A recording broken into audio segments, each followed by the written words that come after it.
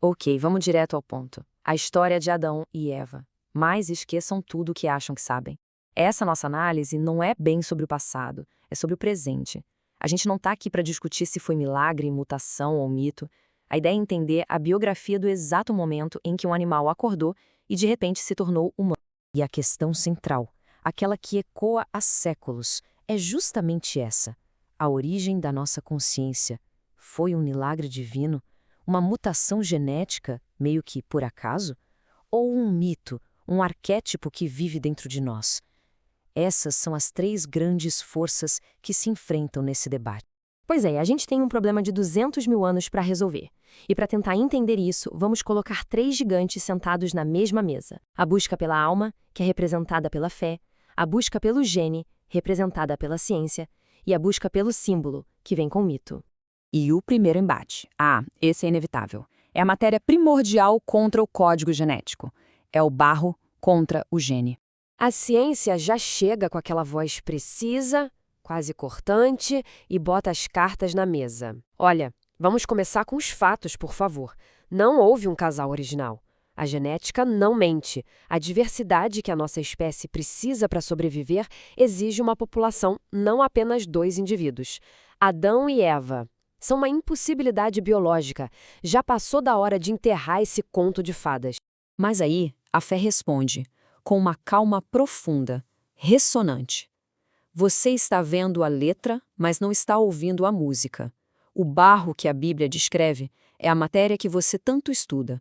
Acontece que, quando Deus soprou, ele não mudou o DNA, ele mudou a essência. Adão é exatamente isso, o momento em que a biologia recebeu o espírito.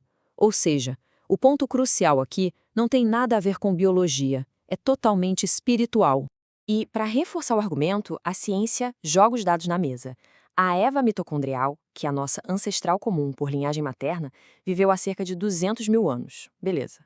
Só que o Adão cromossômico Y, nosso ancestral paterno, viveu 100 mil anos depois. Pensa bem, eles não só nunca se conheceram, existe um abismo de 100 milênios separando os dois. Como eles poderiam ter sido o primeiro casal? E é bem nesse impasse, quando parece que não tem saída, que uma terceira voz entra na conversa. Uma voz que não está ali para tomar um lado, mas para mudar completamente a nossa perspectiva, para nos fazer parar de olhar para a moldura e finalmente focar na pintura. É a voz do mito.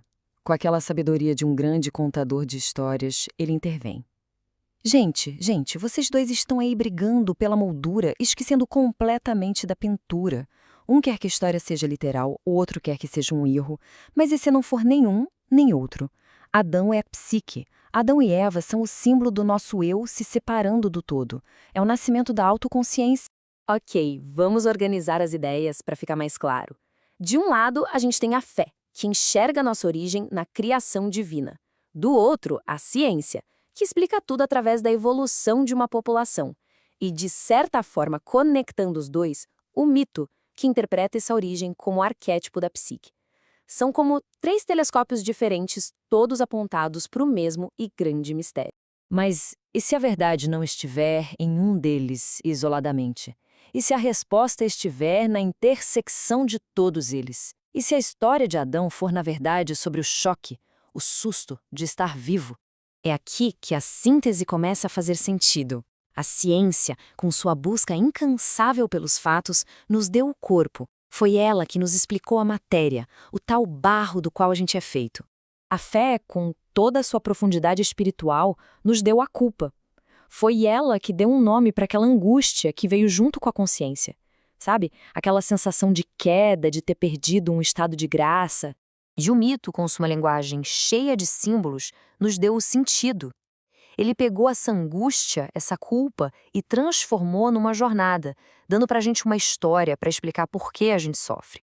E isso nos traz direto ao coração dessa análise. Adão, no fundo, é só um nome que a gente dá pro susto de estar vivo.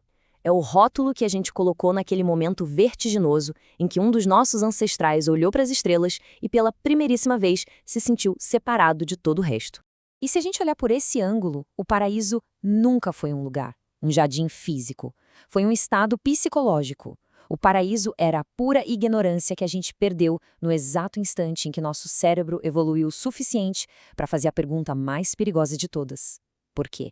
O mais impressionante é que, embora essas três perspectivas debatam há milênios, elas concordam em um ponto fascinante.